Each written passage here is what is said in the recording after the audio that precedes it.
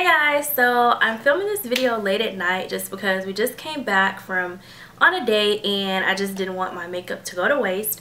But I'm going to be filming the mommy scenario tag for you guys. I got a couple requests to do this video, so I wanted to do it. I thought it looked like a fun tag.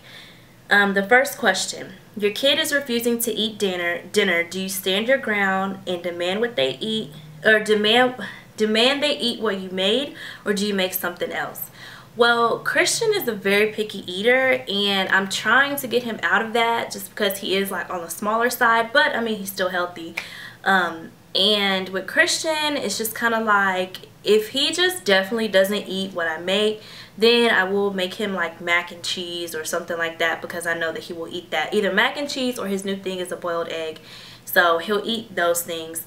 So I guess the answer would be I would make something else for him. Number 2, your kid has a meltdown at the store.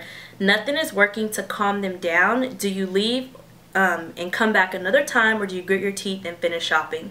Christian actually pulled this mess last night at Walmart. He was so pissed at me because I put him back in the cart after letting him run around for a bit. So I just tell him, keep Christian, cry louder, and we just do what we have to do, because I'm not fixing to go home and then come back without him, because it's hardly ever that I don't have him with me. So it's kind of like, I'm not going to waste a trip and leave the store and come back.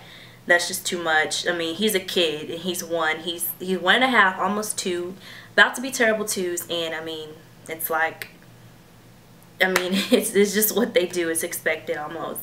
Number 3, your kid gets too many toys for their birthday. Do you make some returns or save them for a rainy day? With Christian, for his birthday, actually, he got a mixture of toys and clothes. So honestly, we really don't buy him toys, so I would just have him keep all the toys. I haven't really got to a point where I've had to like go through his toys and give some away, which I will probably need to do before Christmas comes around. So the answer to the question would be I would just keep them, because like I said, we really don't buy him toys. Number 4, your kid is protesting sleep. Do you give in at 3 a.m. and get them up and turn on a movie, or continue to rock them, nurse them, or try to get them back to sleep? Christian's gonna cry his butt off. Like, I'm at the point now, Christian has been sleeping through the night probably since January, I think, and I'm not giving up my sleep for him anymore. I'm sorry, but he's old enough to know that nighttime is when you go to bed, and that's just what it is. So I'm really not gonna get up and be like messing around with him unless he's sick. That's a different story.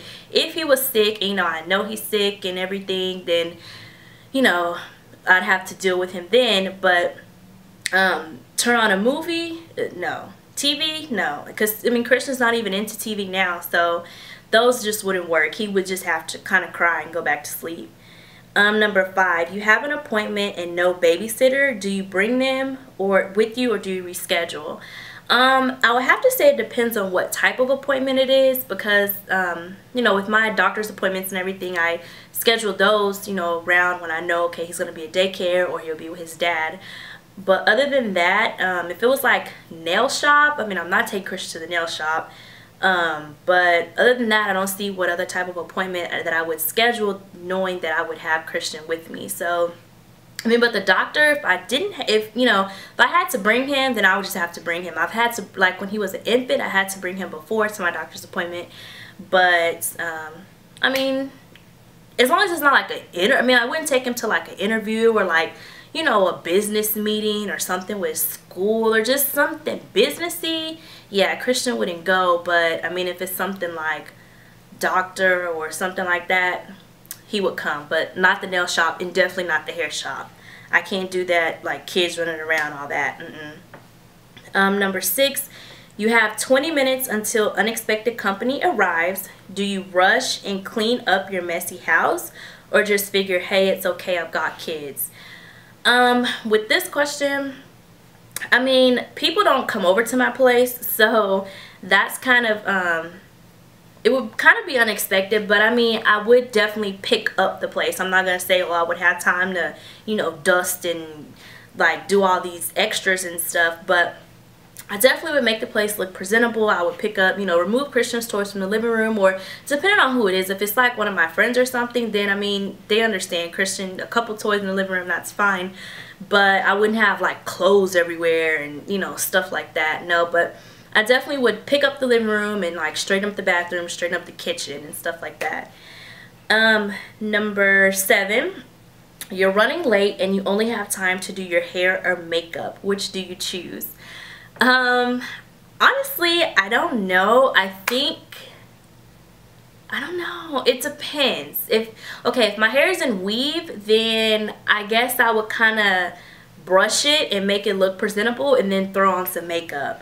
But if I have, you know, my natural hair, I'm guessing I would probably have to, I don't know. Once again, I just don't know, because I could always like throw some type of scarf on it. Well, okay, if I have my natural hair, a quick thing I could do is just like throw it up into a puff, like wet it and throw it up in a puff, and then I can still do makeup real quick.